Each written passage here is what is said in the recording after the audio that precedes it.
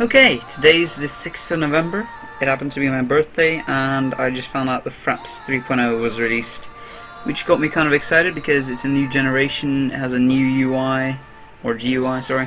And yeah, I'm going to be going over my settings and also some of the new features in 3.0. So let's jump right into FRAPS here. So as you can see, we're running version 3.0.0, build 10475. And I'll just be going over my settings because I've been getting a lot of questions about what they are. Alright, so let's move on to the FPS tab. There's not much new here.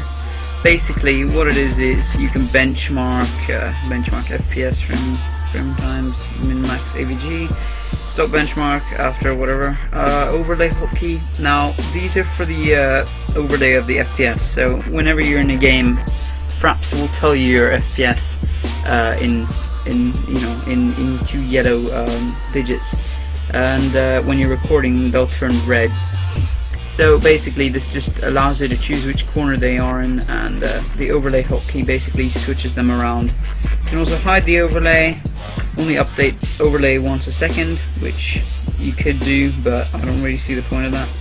So let's move on to the movies tab, which is probably the most important tab and the one that has most of the stuff in it after all you're recording the screen. So basically here are some good tips on improving FPS with FRAPS. First of all, save it in a different drive.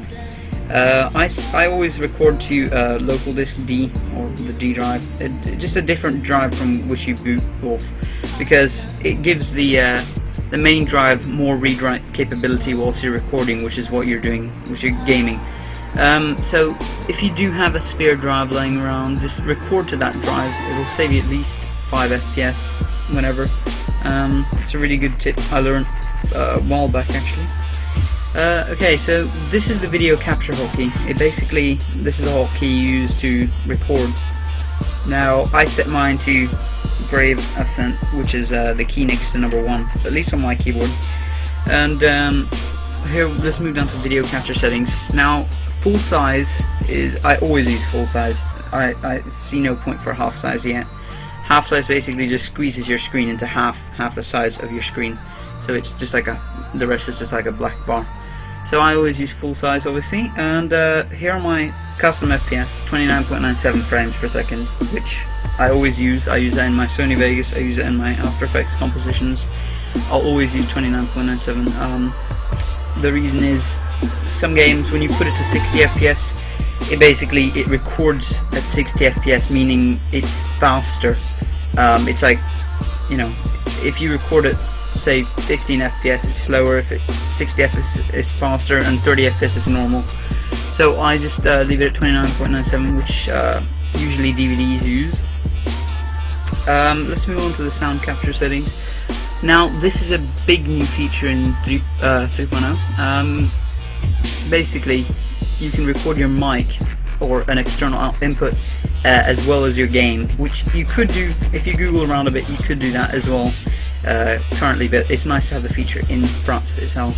So if we check record external input, we can record our microphone, which is what I'm using now with my recorder. But basically, yeah, stereo, multi-channel, I leave it on stereo.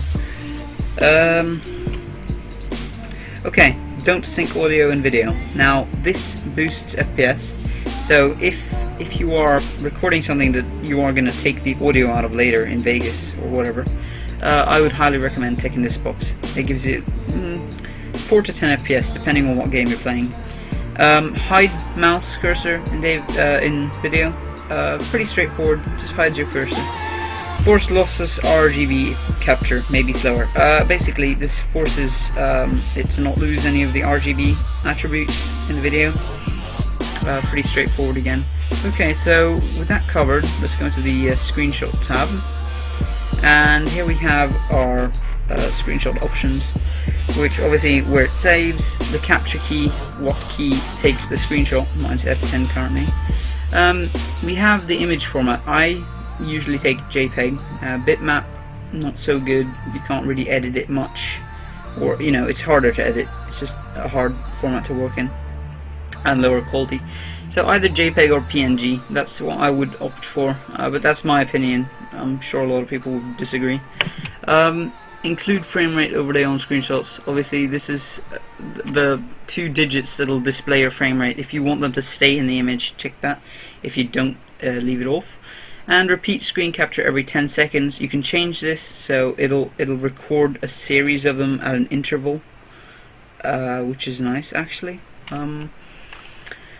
So yeah, that's basically it for the screenshot as well. I hope that you find this useful for whatever reason you need it, and I'll be going to do something else now besides the sitting on the computer, which I guess is pretty sad right now for being my birthday, but you know, I'm sure you'll find this useful, and that's about it for today.